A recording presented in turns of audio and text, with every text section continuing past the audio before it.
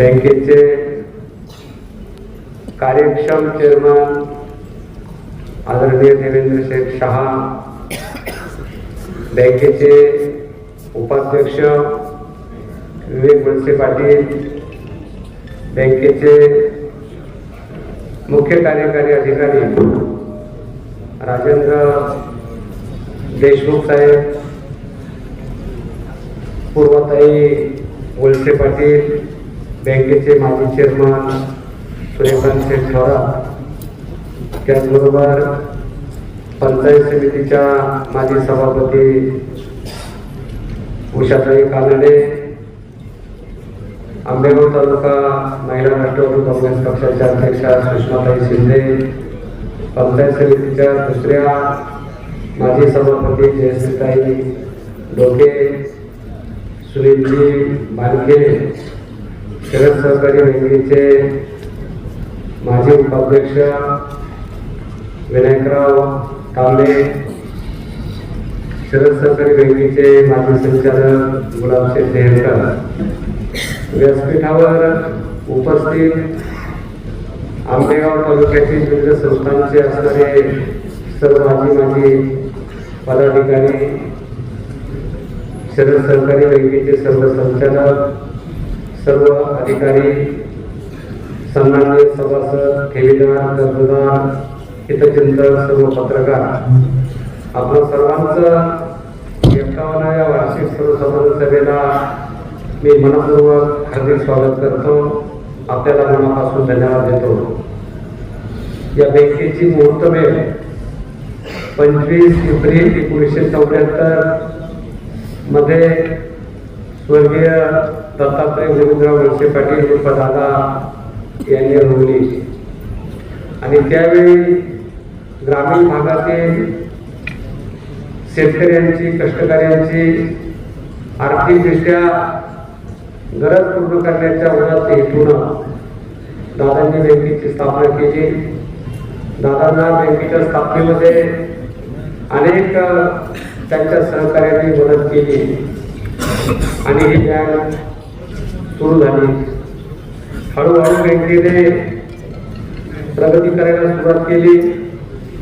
1990 मध्ये आंबेगाव विधानसभेचे आमदार म्हणून नामदार दिलीपराव वळसे पाटील साहेबांना संधी मिळाली. साहेबांनी आंबेगाव तालुक्यातील सर्व संस्था बरभक्कम करण्याचा, सक्षम करण्याचा त्या ठिकाणी प्रयत्न केला आणि साहेबांच्या नेतृत्वाखाली आज शरद सहकारी बँकेची घोड करून हे अतिशय उत्तम आणि वेगाने त्या ठिकाणी सुरू आहे हे सांगायला या ठिकाणी मला आज अभिमान वाटत आहे. मी बँकेच्या अगदी स्थापनेपासून आजपर्यंत जो काही बँकेने वेगवेगळ्या कालावधीमध्ये जे काही निर्णय घेतले, प्रगती झाली, या सगळ्या गोष्टींचे साक्षीदार आपण सर्वजण आहोत. अगदी अलीकडच्या काळात सांगायचं म्हटलं तर आर्थिक वर्ष 2023-24 मधील बँकेच्या आर्थिक स्थितीबाबत सुद्धा मी आपल्या समोर काही गोष्टींचे या ठिकाणी सांगणार आहे. बँकेचं अधिकृत भाग भांडवल 31 मार्च 2024 अखेर 75 कोटी रुपये इतका आहे आणि वसूल भाग भांडवल हे 31 मार्च 2023 अखेर 46.6 कोटी आणि त्यामध्ये या आर्थिक वर्षामध्ये वाढ होऊन जवळपास 1,31 लाख रुपयाची वाढ होऊन हे भांडवल आता 47 कोटी आणि 47 कोटी 37 लक्ष रुपयापर्यंत पोहोचलेलं आहे. 31 मार्च 2023 रोजी बँकेचे एकूण 28,233 सभासद होते. त्यामध्ये 2156 सभासदांची वाढ होऊन 28,800 इतके सभासद, 267 एवढे सभासद आता बँकेचे आपल्या त्या ठिकाणी आहेत. 31 मार्च 2023 रोजी राखीव व इतर निधी ही रक्कम रुपये 160.12 कोटी एवढी होती. त्यामध्ये आर्थिक वर्षामध्ये 11.66 कोटी म्हणजे 7.28% वाढ होऊन बँकेने रुपये 10.41 कोटी रुपयांच्या तरतुदी केलेल्या आहेत. त्यामुळे 31 मार्च 2023-24 अखेर एकूण राखीव व इतर निधी रुपये 171.78 कोटी इतके आहे. भांडवल पर्याप्तता प्रमाण याची टक्केवारी मी आपल्याला सांगतोय. 31/3/2023 अखेर बँकेचे भांडवल पर्याप्तता प्रमाण 12.02% होते. 31/3/2024 अखेर बँकेचे भांडवल पर्याप्तता प्रमाण 14% पर्यंत आहे. भारतीय रिझर्व्ह बँकेच्या मार्गदर्शक सूचनांप्रमाणे किमान हे प्रमाण 12% असणं आवश्यक आहे. बँकेनं याच्यापेक्षा अधिक प्रमाण राखण्यामध्ये त्या ठिकाणी कामगिरी करून दाखवलेली आहे. बँकेची 31/3/2023 अखेर निव्वळ संपत्ती ज्याला नेट वर्थ आपण म्हणतो ती रुपये 90.33 कोटी रुपये एवढी होती. त्यामध्ये गेल्या आर्थिक वर्षामध्ये 27.81 कोटीने म्हणजे जवळपास 30.79% वाढ होऊन 31 मार्च 2024 अखेर बँकेची निव्वळ संपत्ती 118.14 कोटी रुपये इतकी झालेली आहे. 31 मार्च 2023 अखेर बँकेच्या एकूण ठेवी 1378.84 कोटी होत्या.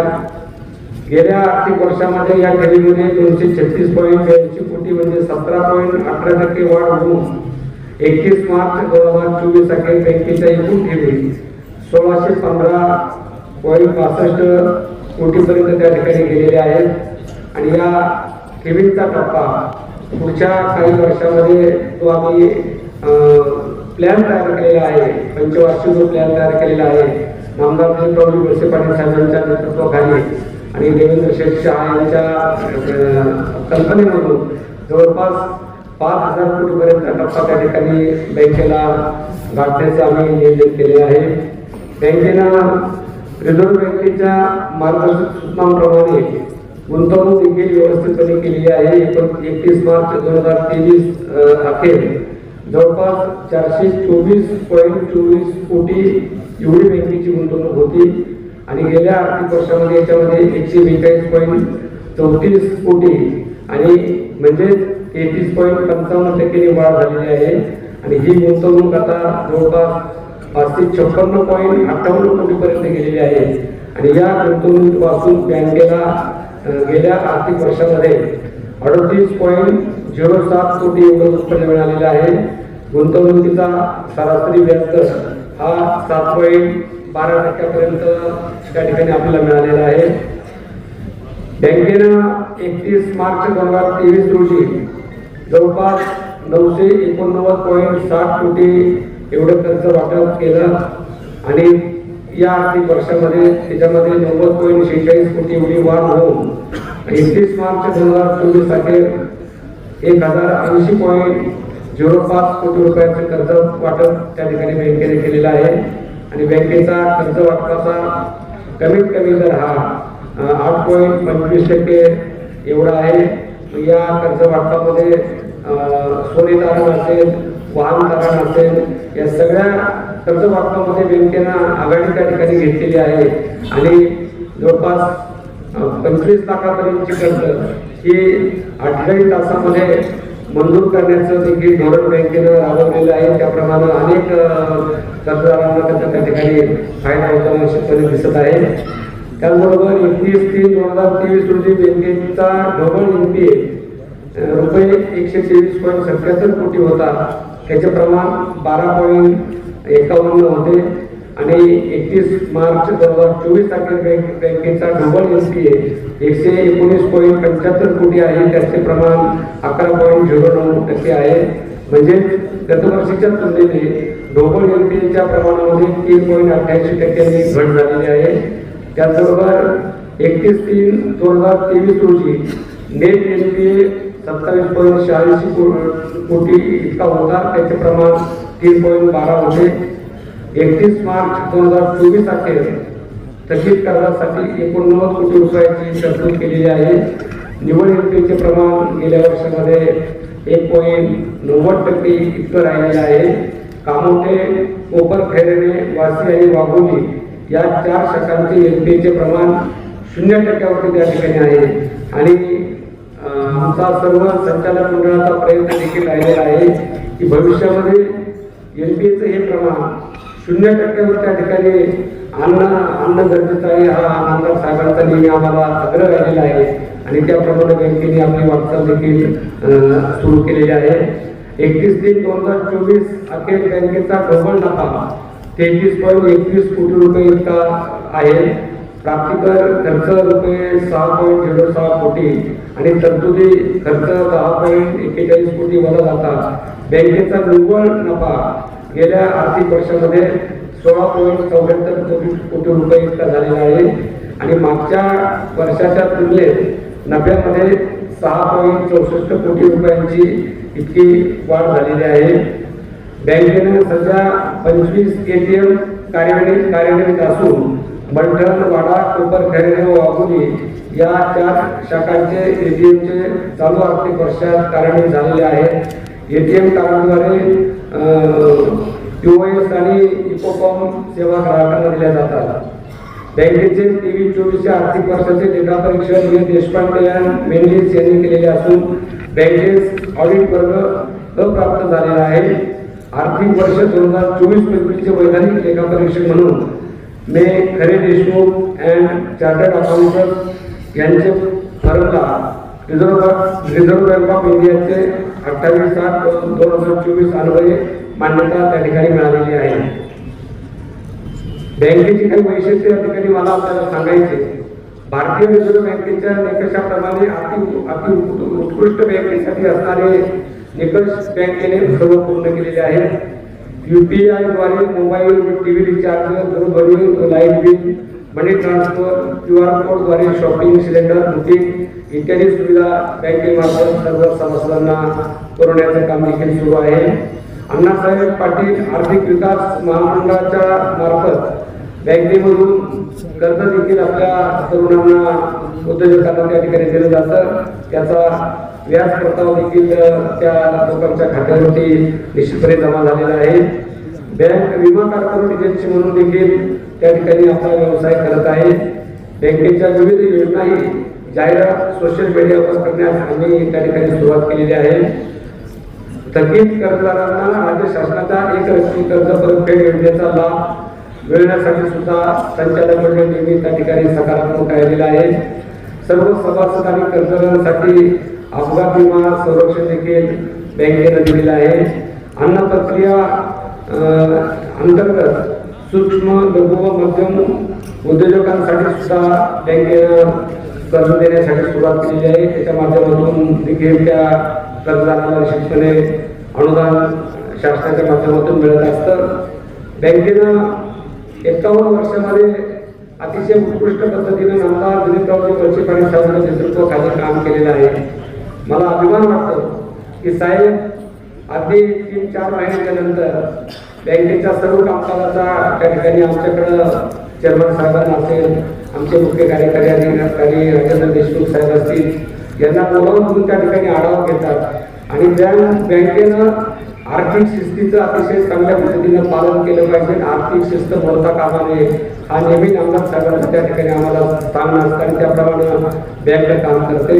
बँकेनं 50 वर्ष पूर्ण केली आणि सुवर्ण महोत्सवी वर्ष साजरा आणि संपन्न करत असताना बँकेच्या सर्व सभासदांपर्यंत पोहोचण्याचा देखील आम्ही प्रयत्न केला आणि म्हणून आपल्या बँकेचा सर्व प्रत्येक सभासदाला एक छत्री की ज्या छत्रीचं पासून आपल्याला पावसामध्ये आणि उन्हाळ्यामध्ये उन्हापासून संरक्षण होईल अशी एक दर्जेदार छत्री सुद्धा सुवर्ण महोत्सवी वर्षाच्या निमित्तानं बँकेने सभासदांना त्या ठिकाणी भेट दिलेली आहे.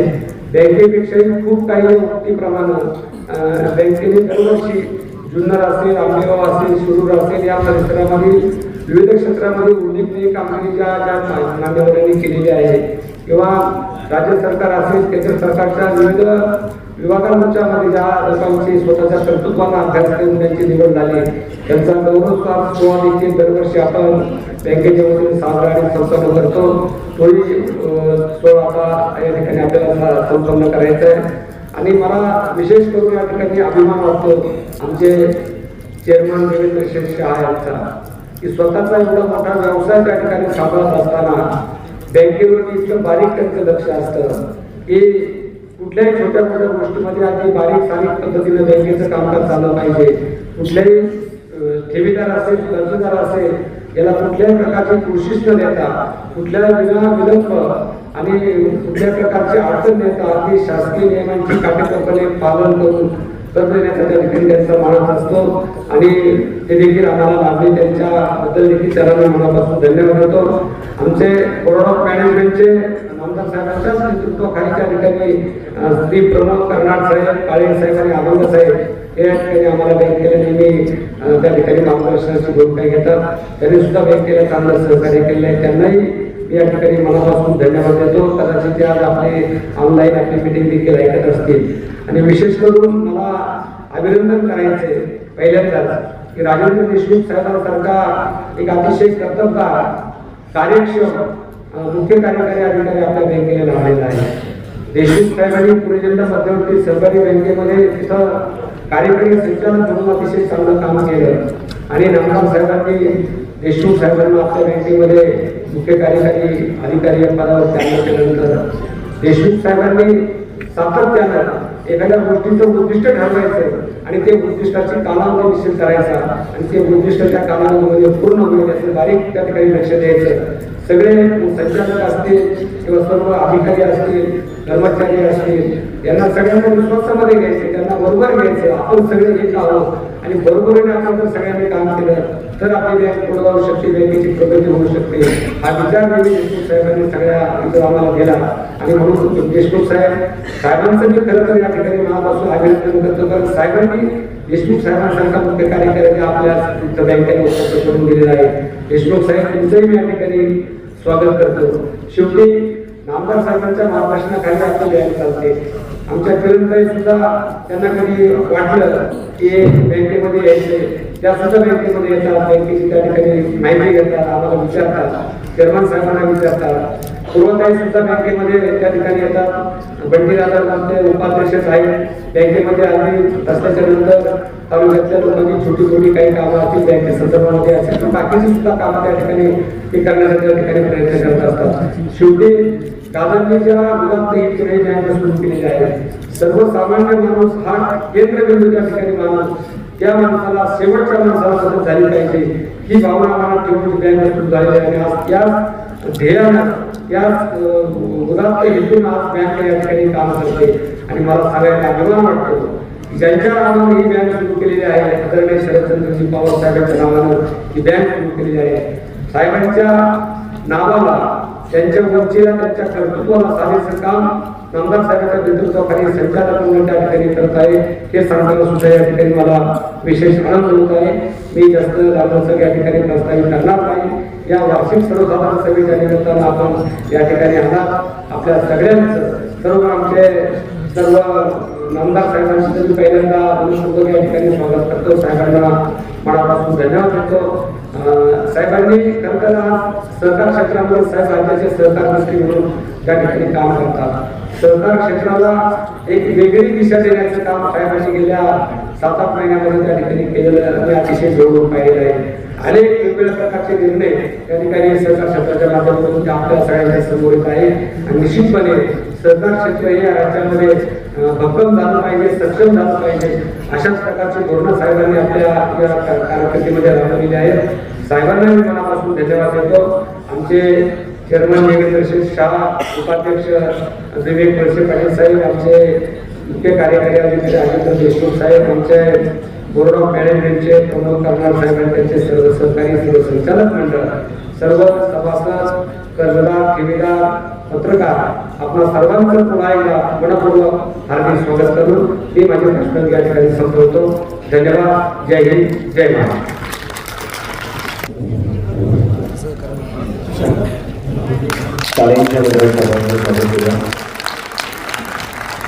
तदनंतर शिरूर तालुक्याचे माजी आमदार ज्येष्ठ नेते श्री बापूसाहेब गावडे साहेब यांचं देखील स्वागत इथे होते. हे स्वागत करण्यासाठी बँकेचे व्हाईस चेअरमन श्री विवेकदादा वळसे पाटील आणि बँकेचे मुख्य कार्यकारी अधिकारी राजेंद्रजी देशमुख यांना विनंती करतो शिरूर तालुक्याचे माजी आमदार श्री बापूसाहेब गावडे यांचं स्वागत आपण या ठिकाणी करावं.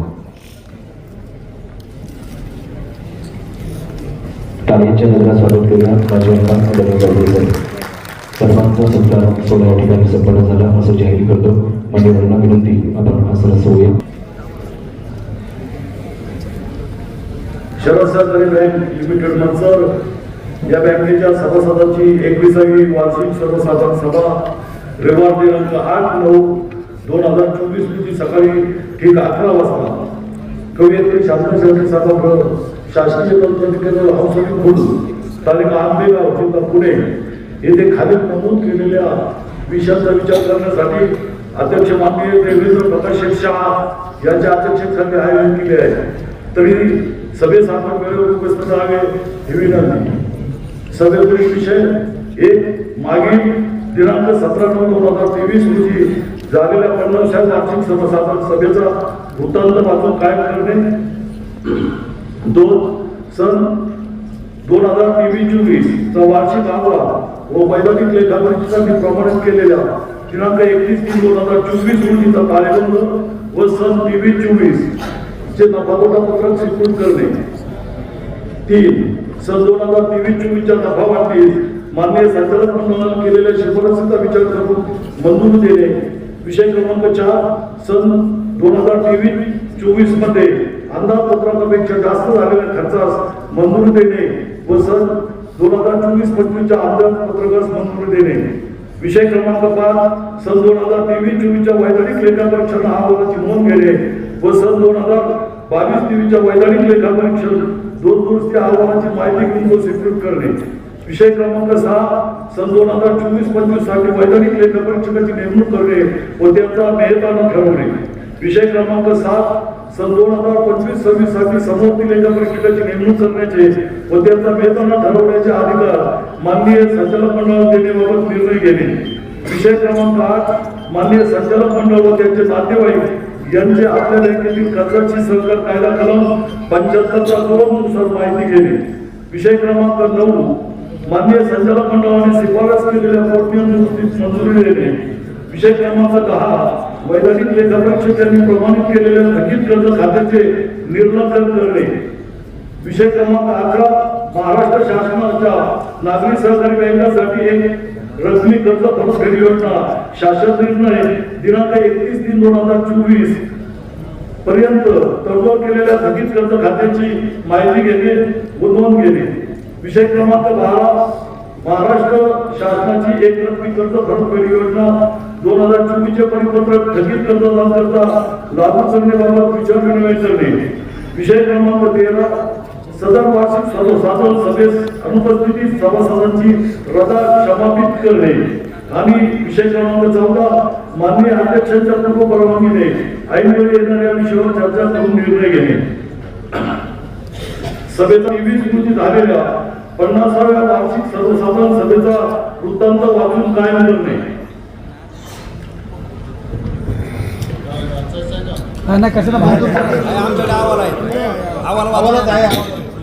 दुसरा विषय घ्या. दुसरा घ्या. पुढचा घ्या. दुसरा विषय मंजूर होईल. विषय क्रमांक 2 सन 2023-24 च्या वार्षिक अहवाल व वैधानिक लेखापरीक्षकांनी प्रमाणित केलेला 31/3/2024 रोजीचा ताळेबंद व सन 2023-24 चे नफा-तोटा पत्रक स्वीकृत करणे.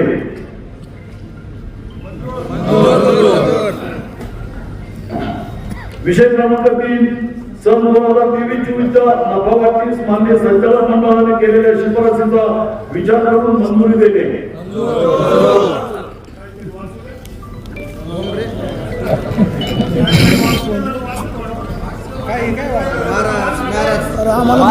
पुढला विषय घ्या. पुढला विषय घ्या.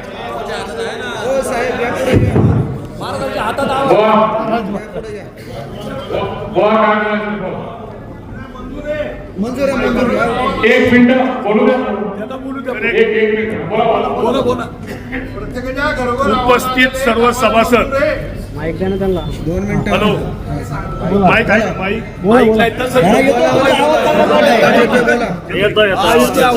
तुमचा आवाज चांगला मोठा आहे. बोला.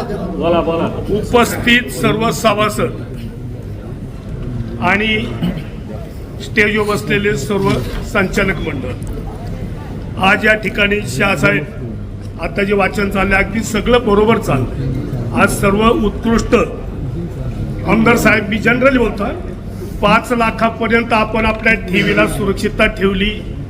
आपल्या अहवालात 1 नंबर अतिउत्तम.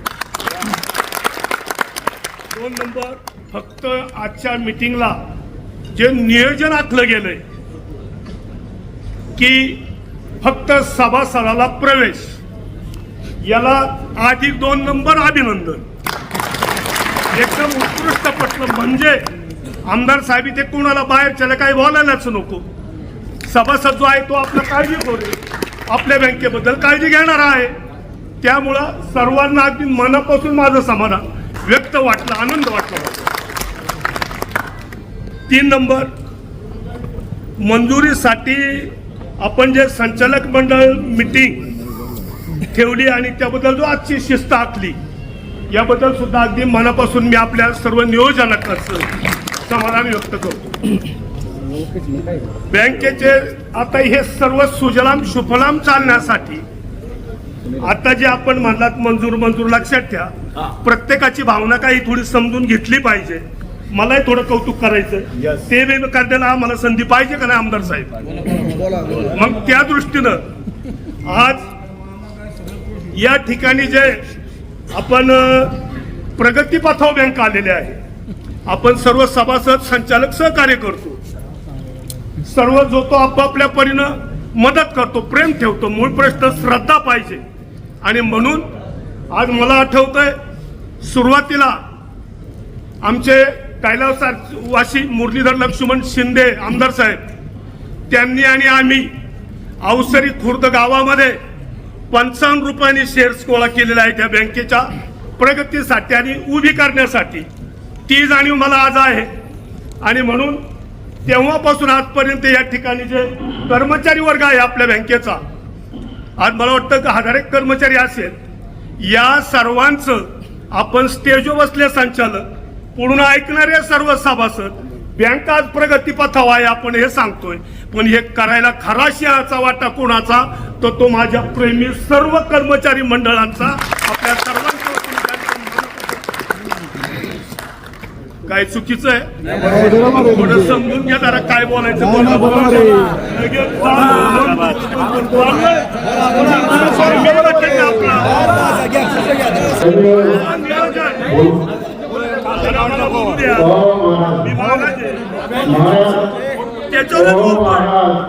आज जो विषय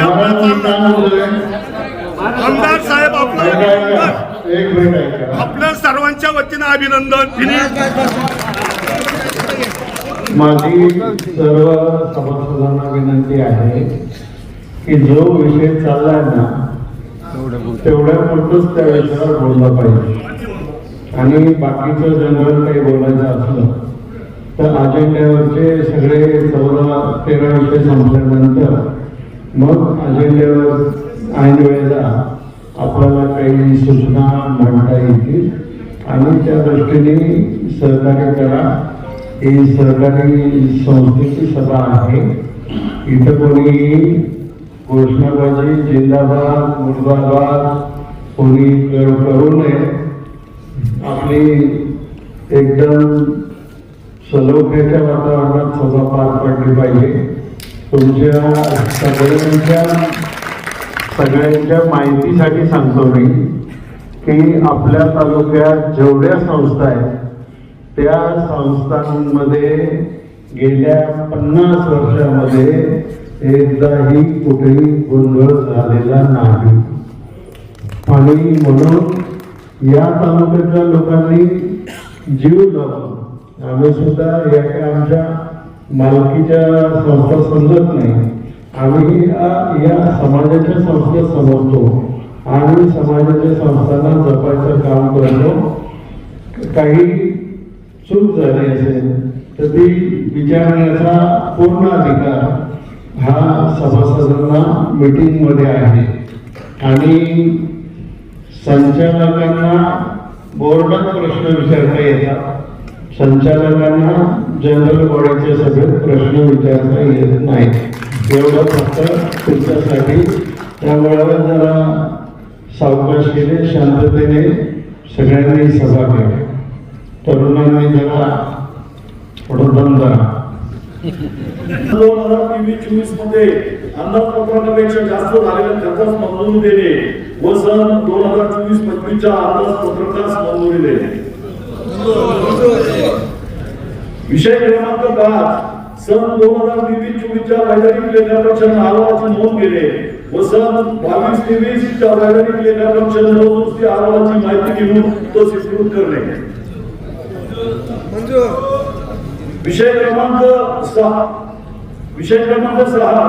सन 2024-25 साठी वैधानिक लेखापरीक्षकाची नेमणूक करणे व त्यांचा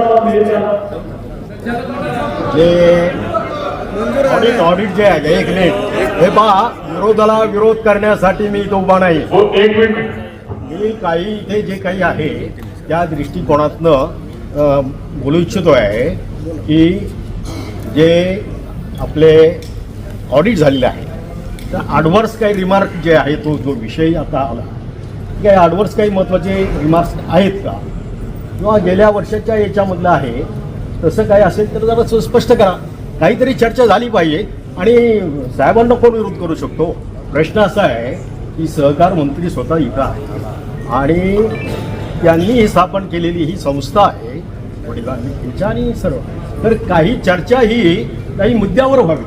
विचाराचा लढा विचाराने व्हावा ही भूमिका आहे की लढाई नव्हे परंतु जे काही याच्यामधले भाग जे आहे आपण सभेला आलेलो आहोत सभेमध्ये काही नवीन मध्ये काही ऐकणं किंवा काही सजेस्ट करणं हे असू शकतं. म्हणून इथे दोन गोष्टी ज्या वेळेला हा मांडत असताना याच्यामध्ये रिझर्व्ह फंड असा जो काही भाग होता त्या रिझर्व्ह फंडामध्ये 26% आपण त्याच्यात काहीतरी लिहिलेलं आहे. खरं वास्तविक 28%. तर आपल्याला त्याच्यामध्ये 25%च्या पुढे जाता येत नाही तेव्हा तो एक खुलासा व्हावा. आणि आता मी जे काही म्हटलं ॲडव्हान्स रिमार्क काही आहेत का हे जरा स्पष्ट करावं एवढंच भाग. बँकेचं सन 2023-24चं वैधानिक लेखापरीक्षण बँकेचे वैधानिक लेखापरीक्षण देशपांडे आणि मेंढी शासनाकडून पुणे यांनी केलेलं आहे. त्यांनी बँकेस लेखापरीक्षण अवर्ग दिलेला आहे. आपल्या सूचनेप्रमाणे की 25% पेक्षा जास्त आपण रिझर्व्ह फंडाची नफा विभागणी केलेली आहे तर सरकार कायद्याप्रमाणे कमीत कमी 25% करावी अशी आहे. त्याच्यापेक्षा जास्त केली ती चांगली आहे आणि ती संस्थेच्या हिताची आहे म्हणून आपण जास्त करू.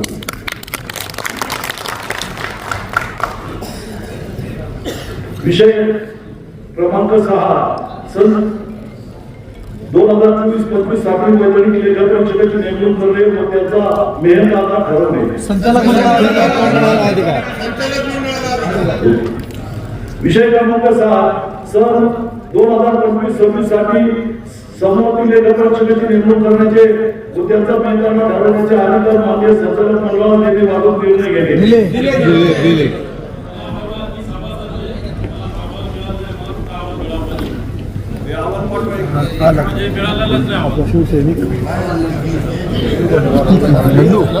तुम्हाला आता एक कॉपी करून या ठिकाणी पाठवतो. चला पुढला विषय घ्या. हो घ्या पुढे विषय साहेब.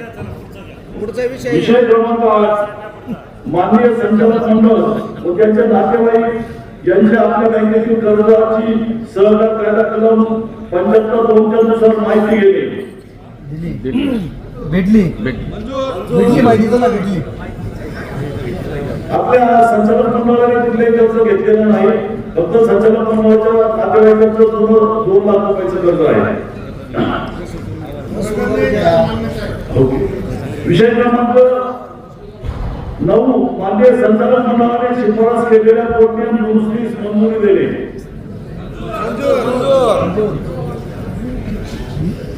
नियम काय केले त्याचं वाचन तर करू दे आणि काय बदल करायचा आवाला काय आम्हाला सर्व समस्या दिल्या. फक्त महाराष्ट्र शासनाने देशमुख मूळ पोटनियम आणि सुधारलेला पोटनियम हे दोन्ही असतात. धन्यवाद सर.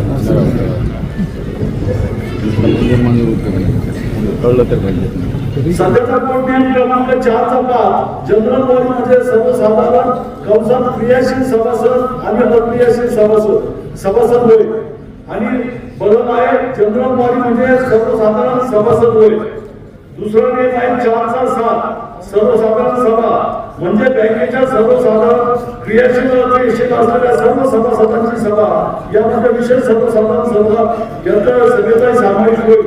बदल झालेला नियम आहे सर्वसाधारण सभामध्ये बँकेच्या सर्वसाधारण असलेल्या सर्व सभासदांची सभा यामध्ये विशेष सर्वसाधारण सभेचाही समावेश होईल. क्रमांक 4 व्यवस्थापकीय संचालक पब्लिक मुख्य कार्यकारी संचालक म्हणजे बँकेतील सर्वोच्च कार्यकारी अधिकारी होय. सदर अधिकारी बँकेचे मान्य अध्यक्ष उपाध्यक्ष संचालक मंडळ यांच्या थेट नियंत्रणाखाली काम करेल व अधिकारी कर्मचारी आणि संचालक मंडळ यांच्यातील दुवा म्हणून काम करेल. नवीन झालेला बदल व्यवस्थापकीय संचालक मुख्य कार्यकारी अधिकारी म्हणजे बँकेतील सर्वोच्च कार्यकारी अधिकारी होय. व्यवस्थापकीय संचालक मुख्य कार्यकारी अधिकारी हे मान्य संचालक मंडळाच्या संपूर्ण सामान्य पर्यवेक्षक निर्देश आणि नियंत्रणाखाली कामकाज करतील. त्याचं खाली इंग्लिश ट्रान्सलेशन आहे 4/13 क्रियाशील सभासद म्हणजे बँकेच्या व्यवहारामध्ये सदर नियमातील तरतुदीनुसार सहभागी होणारी किमान सेवेचा लाभ देणारी व्यक्ती. हा प्रत्येक बदलण्यात आलाय. महाराष्ट्र शासनाच्या कायद्यात सहकार कायद्यात बदल झाला त्याच्यामुळे क्रियाशील असा शब्द गेल्यामुळे सर्व सभासद असा उल्लेख आहे. राजभवन बँकेचे त्याला विनंती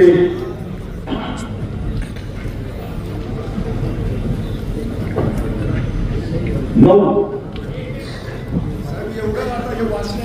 महत्वाचे काय बदल असेल तेवढे त्याला सुचवा. हा याच्यात महत्वाचा फक्त एकच बदल आहे की क्रियाशील आणि अक्रियाशील पूर्वीचा कायद्यात होतं ते आता रद्द झालेलं आहे. त्याच्यामुळे प्रत्येक ठिकाणी फक्त क्रियाशील आणि अक्रियाशील हा शब्द वापरण्यात आलेला आहे. धन्यवाद. मंजूर पुढचा विषय या. मला एक सूचना करायची आपला मी तानाजी कवडे गेली 25 वर्ष सभासद आहे. 34/5 थोडी सुधारणा सुचवतो. वार्षिक सर्वसाधारण सभा व विशेष सर्वसाधारण सभेची सूचना. उपरोक्त सर्वसाधारण सभेची सूचना सभासदांना पुढील पद्धतीने उपलब्ध केली जाईल. स्थानिक वाटप पद्धतीने किंवा पोस्टाने. तर माझं असं मत आहे आता डिजिटल युग आहे. आपण बरीच वर्ष डिजिटल स्वरूपात सुद्धा वार्षिक आपला अहवाल पाठवतो. या वर्षीचा मला मिळाला नाही, मला खेद वाटतो. परंतु त्याच्यामध्ये ही सुधारणा करावा साहेब. डिजिटल पद्धतीने सुद्धा तो पाठवण्यात येईल. कवडे साहेब तुमच्या अभिप्रायाचं स्वागत आहे. पण आपण त्या दिवशी पेपरला नोटीस दिलेली आहे त्या दिवशी वेबसाईटवर संकेतस्थळावर गेले की संपूर्ण अहवाल त्या ठिकाणी आता देखील उपलब्ध आहे. आणि स्पीड पोस्टाने आपण हा या ठिकाणी क्रमांक आहे.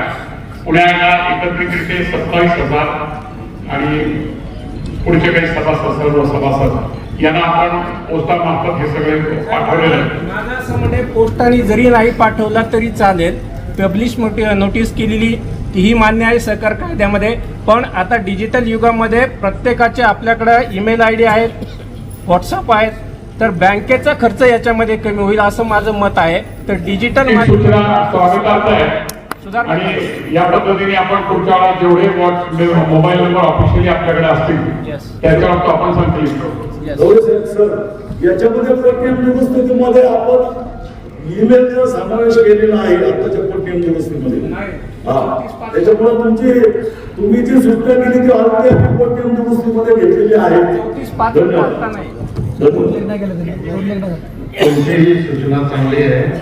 पुढच्या वर्षीपासून त्याची अंमलबजावणी केली आहे.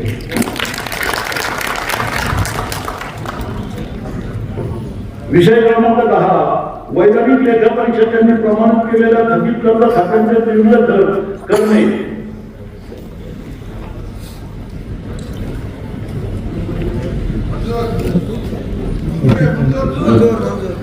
विषय क्रमांक 11 महाराष्ट्र शासनाच्या नागरी सहकारी बँकांसाठी एक रकमी कर्ज परतफेड योजना शासन निर्णय दिनांक 31/3/2024 पर्यंत कन्फर्म केलेल्या थकीत कर्ज खात्यांची माहितीची नोंद घेणे.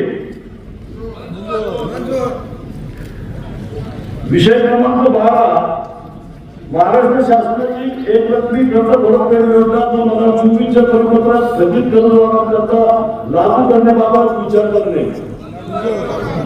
नाही, ही योजना जी आहे ही राज्य सरकारी मंत्रिमंडळाने मंजूर केलेली असते आणि बोर्डाने ती ऍक्सेप्ट करायची असते.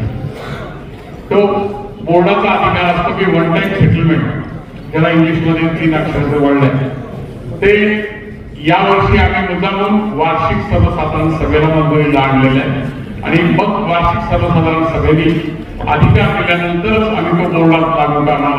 हा असा बोर्डाने आमचा अधिकार असताना देखील तो या ठिकाणी वार्षिक विशेष सर्वसाधारण सभेत आणला. चांगली योजना आहे गरीबांसाठी.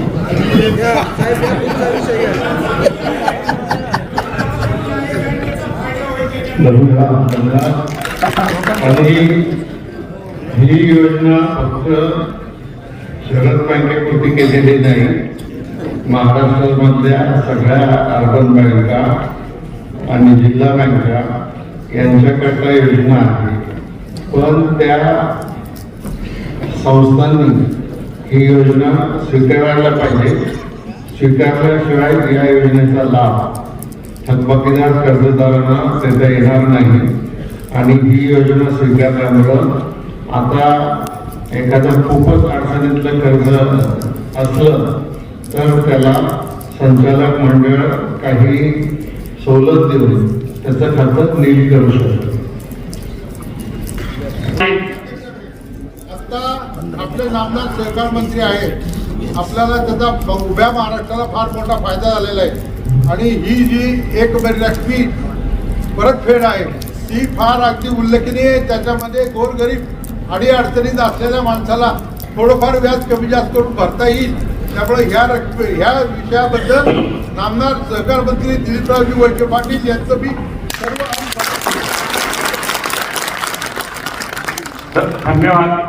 पण या योजनेचं आपण सर्व सहकारातले कार्यकर्ते आहोत म्हणून मी सांगतो पुन्हा एकदा की अतिशय अडचणीत ज्यावेळा तो कर्जदार सापडलेला असेल त्याला खूप वेळ बँक देत असते, पण त्यानंतरही भरण्याची इच्छा नसली आणि बँकेकडे सिक्युरिटी असली तर बँक खऱ्या कारण शोधून मगच त्या वन टाइम सेटलमेंटसाठी आणि पुन्हा एकदा वन टाइम सेटलमेंट मध्ये केलेल्या तात्पुरत्या त्या ठिकाणी योजनेची बँकेला फायदा होत असेल, त्या व्यक्तीला फायदा होत असेल, परंतु पुढच्या 5 वर्षात, कारण आता बँक सगळीकडे देशभरात डिजिटलायझेशन झालेलं आहे, त्यामुळे तुमचं सिबिल एकदा खराब झालं की पुढच्या 5 वर्ष 6 वर्ष तुम्हाला दुसरीकडे कर्ज तुम्ही आणि तुमच्या जामीनदारांना भेटत नसतं. त्यामुळे आम्ही वारंवार त्या ठिकाणी त्यांना समजून सांगत असतो की तुम्हाला पाहिजे तर थोडेसे हप्ते व्यवस्थित करून देतो, मागे पुढे करून देतो, पण तुम्ही याच्यात जाऊ नका. आणि म्हणून ही योजना आम्ही जेव्हा साहेबांनी आणली तेव्हा म्हटलं आपण वार्षिक AGM मध्ये ही मांडू, सभासदांच्या हिताचे, बँकेच्या हिताचे, पण पुढे जाऊन असे आम्हाला कर्जदार काही भेटले की तुम्ही आम्हाला त्यावेळेला सांगितलं का नाही, आम्ही वन टाइम सेटलमेंट पैसे कमी होतात म्हणून करून घेतलं आणि आता माझे कुठंच 5-6 वर्ष झाले, कुठंच 2-3 वर्ष झाले, कुठं कर्जच मला भेटत नाही, कारण की माझ्या याच्यात तो शेअर आलेला आहे, हा वन टाइम सिबिल खराब झालेला आहे, वन टाइम सेटलमेंट झालेला आहे. तर हा सुद्धा एक महत्वाचा गाभा त्याच्यातला आहे. म्हणून खूप विचार म्हणजे ही राज्य सहकारी बँकिंग सहकार खात्याने केलेली ही योजना आहे की आपण आपल्या याच्यानुसार आम्ही ती ऍक्सेप्ट करत आहोत. दुसरी गायडन्स आम्हाला रिझर्व्ह बँक ऑफ इंडियाची जी आहे की याच्यानंतरही तुम्ही आणखी एक कॉम्प्रोमाइज ही एक योजना तुम्ही घेऊ शकता आणि ती सुद्धा ती पॉलिसी बोर्डाने या ठिकाणी पॅरलल त्याच्याबरोबर घेतलेली आहे आणि याच्यातले असलेले कर्जदार किंवा काय त्याचं सुद्धा बोर्डात प्रोसिडिंग आणि त्याच्या पद्धती की चेहरे पाहून किंवा असं पाहून असं कधी या ठिकाणी होत नाही. त्याचे जे नॉर्म्स आहेत की किती इंटरेस्ट, किती व्याज आणि किती याच्यात सुटू शकतं, बँकेच्या याच्यात किती हे होऊ शकतं, त्या दोन्ही योजना या सभेला मी आवाहन करतो की बोर्डाला तुम्ही अधिकार द्यावा आणि बँकेचा आणि सभासदांचा दोन्ही फायदा होईल अशा करता याची मंजुरी केली. ही योजना सरसकट नाही. या योजनेमध्ये तोंड पाहून माफी दिली जाणार नाही. तर त्याचे काही नियम सरकारने ठरवून दिलेले आहेत. त्या नियमामध्ये जे प्रकरण बसतं त्या प्रकरणाला त्याचा लाभ होणार.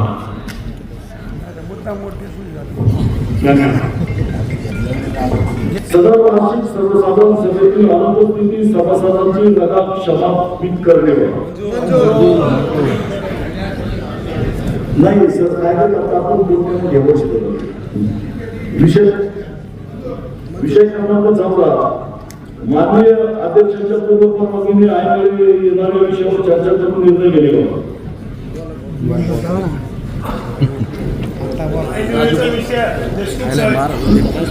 आपल्याला मला वाटतं या ठिकाणी जी चर्चा करायची होती, वार्षिक मिटिंगला आपण जी चर्चा करतो त्याआधी तुम्हाला आठवतं मी शिंदे महाराज आपली समक्ष गाठ घेतलेली आहे.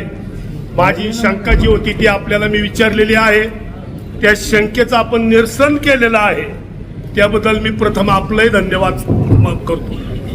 आता या ठिकाणी शहासाहेबांनी जो आता खुलासा केला, एक रकमेने कर्जफेड करणे किंवा आमदार साहेबांनी आता सांगितलं ही सर्वांना सूट नाही, तोंड पाहून ते काम केलं जाणार नाही.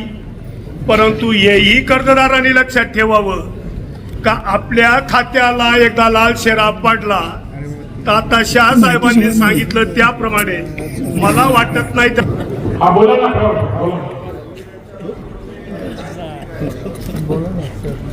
सर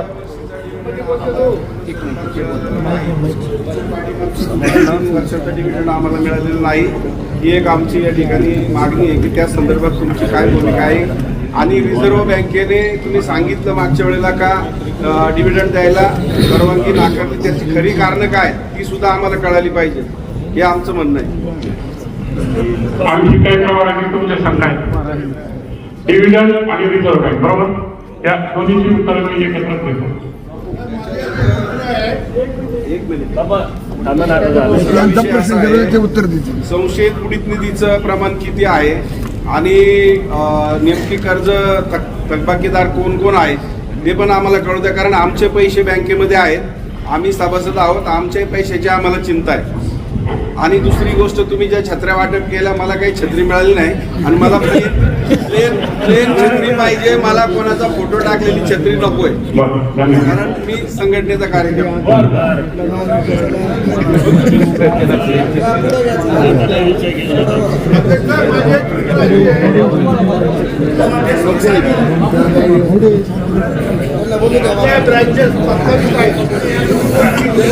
ऐका ना मला थोडं एक शरद सहकारी बँकेच्या आपल्या 27 ब्रँचेस आहेत, परंतु आपले ATM 2-3 कमी आहेत. तर माझं अशी विनंती आपल्या सभागृहाला की ज्या ज्या ठिकाणी आपले ब्रँचेस आहेत त्या त्या ठिकाणी आपली ATMची सोय असावी. कृपा करून मी एकाच वेळेला उठलोय, एकाच वेळेला माझ्या प्रश्नाचा खुलासा मी तुम्हाला तयार केलं पण पाठवतो. तुमच्या सगळ्या सूचना लिहून इथे द्या, सगळ्यांचं उत्तर व्यवस्थित दिलं जाईल. पुन्हा पुन्हा सूचना नका. एक असा प्रश्न आहे, बरोबर,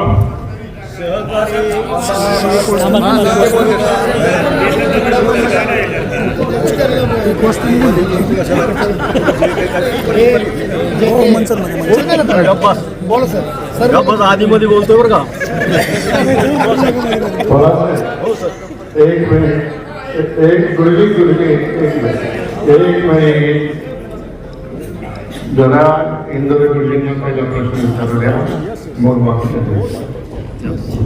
मला असं म्हणायचं, या शाखामध्ये जे कर्मचारी काम करतात त्यांना प्रोत्साहन देण्यासाठी याच्यामध्ये बँकेनं एक युनिट तयार करावं, त्यांच्या कामाचा आलेख करावा आणि मग त्याच्यामध्ये गुणात्मक त्या संस्थांना आपण या ठिकाणी कुठेतरी सन्मानित करावं अशी माझी मनोमन खात्री आहे. त्याशिवाय मनुष्य काम कामाला जर प्रेरणा आणि जिद्द मिळेल तर त्याची ताकद वाढते. एवढी सूचना करून या ठिकाणी थांबतो. मी बँकेच्या काही स्टाफला विनंती करतो की अनेक लोकांचे प्रश्न आहेत, थोडे पॅरपेन म्हणजे प्रभाकरांनी जे प्रश्न विचारले त्यांच्याकडे पॅरपेन पाठवा, ते पुन्हा लेखी सगळ्या स्वरूपात आपण घ्या. एक बँकेची मुदत होती तारीख मागच्या 7 दिवसापूर्वी बघा की ज्यांना मला लेखी प्रश्न विचारायचे असेल त्यांनी बँकेत सबमिट करावे. पण अद्यापर्यंत कुठलेही प्रश्न त्या ठिकाणी आले नव्हते. परंतु ऐन वेळेला जरी काही प्रश्न आलेले असेल, सभेची वेळ आणि समय घेता तुम्ही मी पॅरापेन खाली पाठवतो, म्हणजे जास्तीत जास्त लोकांचे प्रश्न जे असतील त्याला या ठिकाणी संचालक बोर्डाच्या माध्यमातून तुम्हाला उत्तर देणार बँकेच्या हिताचं आणि सभासदांच्या हिताचं राहील. त्यामुळे मी बँकेच्या स्टाफ आणि कर्मचाऱ्यांना विनंती करतो की तुम्ही अधिकाधिक पॅरापेन घेऊन त्या ठिकाणी आणि या सगळ्या प्रश्नाचं उत्तर या ठिकाणी वाचून दाखवलं जाईल. कोणाचा हे प्रश्न आहे आणि त्याचं उत्तर बँकेकडे काय आहे. राजभाई सर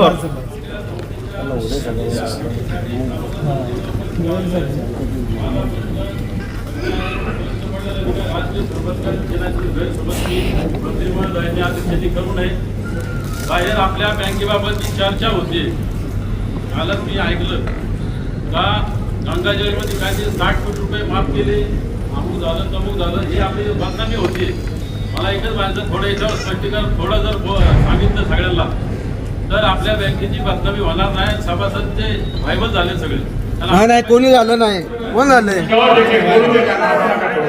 बँकेच्या हिताच्या दृष्टीने ते बोलतायत. माझी विनंती आहे तुम्हाला.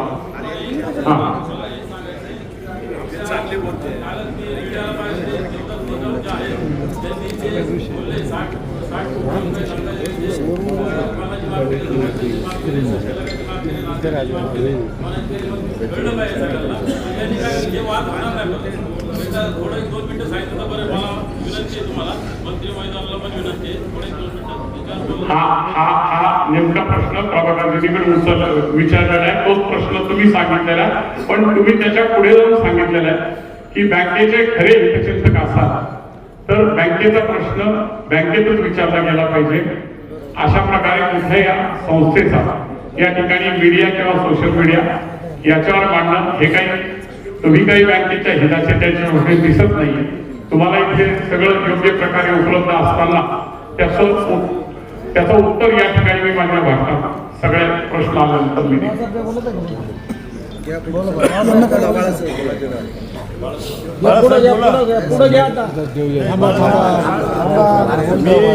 सर विरोधाला विरोध म्हणून काही प्रश्न विचारत नाही. नाव आलं पाहिजे म्हणून विचारले. नाव पुढे नकोय. काही बोलायचं कारण नाही. ट्रायल बॅलन्स आहे. ट्रायल बॅलन्स आहे ती अशी आहे की सरकारी कर्जरोखे आपण घेतलेले आहे. सरकारी कर्जरोखे गेल्या वर्षाच्या त्याच्यामधले आणि या वर्षी ट्रायल बॅलन्सला त्याच्यामध्ये असा फरक दिसतो आहे की या वेळेला आपल्याला कमी फायदा झाला आणि तो का कसा झालेला आहे याच्यावर विश्लेषण व्हावं. नंबर 1. नंबर 2, माझा असा प्रश्न आहे की सहकारी ही संस्था आपली आहे, जुनी संस्था आपली आहे, तिची वाटचाल शेड्यूल बँकेकडे होत आहे, ही आनंदाची गोष्ट आहे. परंतु सहकारी तत्व आणि जे खाजगी बँक यांच्यामध्ये RBI ज्या पद्धतीनं आज काम चालू आहे RBIचं, त्याच्यामुळे काही प्रश्न असे निर्माण झालेले आहेत. तेव्हा सहकारी बँकेपुढे काय आव्हानं आहे, सहकाराच्या कुठल्या बँकिंग क्षेत्रामध्ये अर्थकारणामध्ये काय आव्हानं आहेत याच्यावरती नामदार साहेबांनी आपल्याला सर्वांना योग्य ते मार्गदर्शन करावं. धन्यवाद. धन्यवाद. मी त्यापुढे आता विनंती करतो राजू बोल. मी मगाच बोलत होतो तुम्हाला.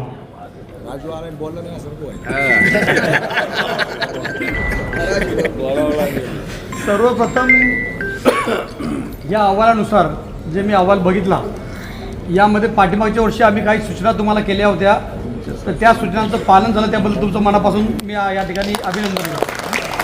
त्यामध्ये एक मुद्दा असा होता का पाठीमागच्या वर्षी रिझर्व्ह बँकेने काही एक सो अँड सो रक्कम आपल्या बँकेला दंड केली होती. आम्ही तुम्हाला म्हणलो होतो का साहेबांची बँक आहे, एकदम पूर्व काळजीनुसार तुम्ही काम करा, पुढच्या वेळी ही पाळी नाही यायला पाहिजे. तर आता ही यावेळेस ती 0 रक्कम दिसती, याचा मला लय आनंद झाला. त्याबद्दल तुमच्या संचालक मंडळाचा सर्वांचा कर्मचाऱ्यांचा सर्वांचं अभिनंदन. दुसरी गोष्ट अशी सर का आता बरेच लोकांनी तेच मुद्दे बांधले, तेच मुद्दे वाजून काय फायदा नाही. आता ह्याच्यामध्ये आपण कर्ज विभागामध्ये एक पगार तारण विभाग असा हा काय एक डिपार्टमेंट तुम्ही केलेला आहे. तो पगार तारण विभाग काय आहे तो थोडासा जरा आम्हाला तुम्ही समजून सांगावा अशी तुम्हाला या ठिकाणी विनंती आहे तुम्हाला. आणि दुसरी गोष्ट अशी सर का आपल्याकडं आता बऱ्याच बँकेच्या आपण पण आपण ठेवी गोळा करतो. आपल्या ठेवी दुसऱ्या बँकेकडे जातात. तर आपल्या बँकेकडे ज्या ठेवी ठेवतात त्याच्यामध्ये आपण म्हणजे जे गुंतवणूक जी आपण केलेली आहे ती गुंतवणूक चांगल्या प्रकारे केलेली आहे. आणि याच्यामध्ये बऱ्याच बँकेमध्ये आपले खाते आहेत. मग तो जो डिफरन्स असतो त्या डिफरन्सवरती आपण कुठेतरी थोडंसं लक्ष देऊन आपल्या बँकेचा फायदा कसा जास्त होईल याकडे तुम्ही बारकाईने लक्ष द्यावं अशी तुम्हाला या ठिकाणी विनंती आहे. आणि याच्यामध्ये दुसरं सर अजून याच्यामध्ये जे हे आपला जाहिरात खर्च जो आहे आणि ऑफिस खर्च जो आहे याच्यावरती थोडंसं आपण लक्ष द्यावं अशी तुम्हाला या ठिकाणी बँकेच्या दृष्टिकोनातून विनंती आहे. आणि बुडीत कर्ज जो सर्व हा जो प्रकार आहे तर यामध्ये आज आपली बँक एवढी मोठी आहे. आपल्या बँकेमध्ये आपण काहीतरी म्हणत इन्शुरन्सचं काम पण आपल्या बँकेने काहीतरी सुरू केलं असा अहवालामध्ये तुम्ही त्याचा उल्लेख केलेला आहे. तर माझं म्हणणं एक सूचना तुम्हाला अशी आहे का 1 लाखापर्यंत एक मुद्दा एक टार्गेट तुम्ही ठेवा किंवा 25 लाखाच्या पुढं जो कोणी कर्ज घेणार असेल त्या कर्ज घेणाऱ्या माणसाला त्या 25 लाखाच्या रकमेसाठी इन्शुरन्स जो आहे तो कंपल्सरी करावाच लागेल. कारण जो माणूस 25 लाख कर्ज घेतोय त्या इन्शुरन्सच्या ह्याच्यामध्ये वेगळे एक विभाग असतात. किंवा समजा एखादा नुकसानमध्ये गेला तरी ते पैसे आपले कव्हर होतात. तो परमेश्वर न करो तो कधी मयत झाला तर ते पैसे परत बँकेला कव्हरिंग होतात. तर जो माणूस मोठा कर्ज करतो त्या माणसाने समजा एखादा मी 50 लाखाचं कर्ज तुमच्याकडून कधी घेतलं तर 50 लाखाच्या कर्जावरती 40 लाख रुपये कधी मला इन्शुरन्स कधी भरावाच लागत असेल तर तो इन्शुरन्स मी भरायला पाहिजे. कारण 50 लाखाची सिक्युरिटी माझी होती. तर ह्या बाबीवरती पण तुम्ही थोडंसं म्हणजे तुम्ही कधी लक्ष केंद्रित कधी केलं तर जे मोठे कर्ज समजा कधी उद्या भविष्यात कधी थकीत झाले किंवा एखादा दिवाळखोरमध्ये निघाला, एखादा तरुणांनी नवीन व्यवसाय सुरू केला तो कुठं गेला त्याच्यामध्ये काहीतरी प्रॉब्लेम झाला तर अशा ह्या ज्या बाबी याच्यावरती तुम्ही लक्ष द्यावं. आणि आपल्याकडं काही म्हणजे शासकीय योजनेनुसार आपल्या काही योजना आपल्या बँकेच्या मार्फत चालू करतात. तर तुम्हाला एक विनंती आहे सर, तुम्ही आज कॅबिनेट मिनिस्टर आहात, आपल्या मंत्रिमंडळाचे प्रमुख आहात. PMEGPचे जे प्रकरणं होतात, CMEGPचे जे प्रकरणं होतात, रोजगार हमीचे किंवा पंतप्रधान रोजगारचे किंवा मुख्यमंत्री रोजगारचे, तर त्या पंत याच्यामध्ये 30% 35% अशी सबसिडी असते OBCंना महिलांना. तर ते प्रकरणं आपल्याकडे करता येतात का? ते प्रकरण आपल्याकडे कसे करता येतील याबद्दल कधी गांभीर्याने कधी लक्ष दिलं तर यामध्ये बरीच लोक अशी आहेत नॅशनलाइज ज्या बँका आहेत सर त्या अशाप्रमाणे म्हणजे इतकं टॉर्चर करतात आपल्या लोकांना मग ह्यांना का त्याची मर्यादा नाही. तर त्या पद्धतीने तुम्ही ते सबसिडीची प्रकरणं आपल्या बँकेतून कधी करता आली तर याच्याबद्दल तुम्ही विचार करावा एवढीच या ठिकाणी विनंती करतो आणि थांबतो. चांगला बँकेच्या हिताच्या दृष्टीचा मुद्दा आहे पण तो आज ऐच्छिक आहे की करायचं असेल तर करा. पण या सभासदांच्या सूचनेनुसार एक चांगलं घेऊन आपण तो कंपल्सरी त्या ठिकाणी करू आणि स्वागत करून त्या ठिकाणी या सभेचं आता बोला तुम्ही.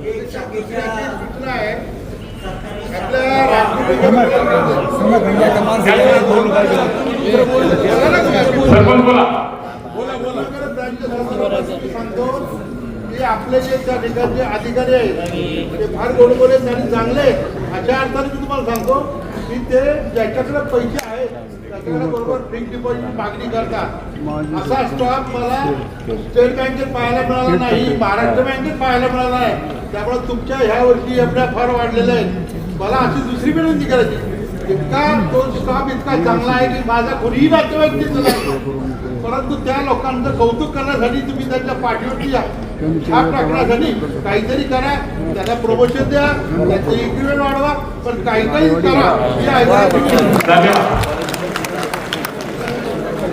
देखील जाणार नाही.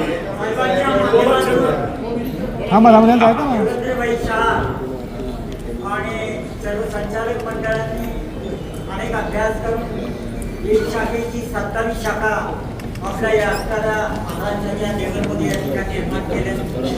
आणि या शाखांमध्ये तुम्ही आम्ही सर्वजण पाहतो गोरगरिबांची असणारी मुलं, शेतकऱ्यांची मुलं आणि अनाथ असणारे अनेक असणारे कर्मचारी त्या ठिकाणी आपला प्रपंच चालवताना पाहतो.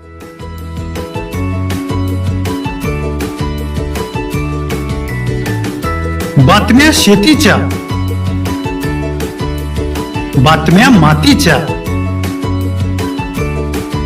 बातम्या अन्यायाच्या, गुन्हेगारीच्या,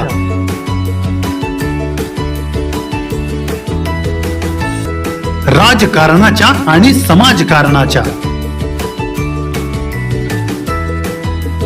शोषणाविरुद्ध बुलंद आवाज, जनसामान्यांच्या हुंकाराची गाज, सत्कार्याला प्रोत्साहन, दुष्कृत्याला अनुशासन, निर्भीड, निस्पृह, सडेतोड, बेधडक आणि रोखटोक म्हणजेच विघ्नहर टाइम्स. शोध बातमीचा, ध्यास सत्याचा. आपलं चॅनल, आपली बातमी. सबस्क्राईब तर कराच, पण बेल आयकॉनवर क्लिक करायलाही विसरू नका.